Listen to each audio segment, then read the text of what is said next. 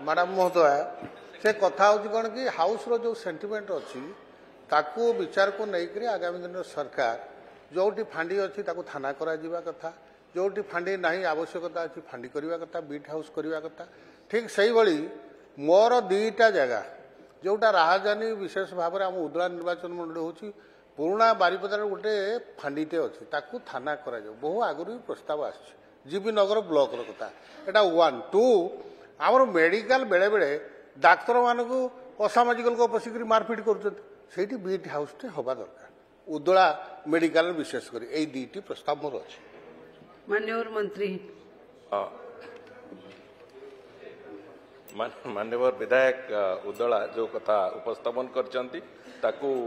निश्चित भाव में ताकू सरकार विचार को नेबे एवं जदि से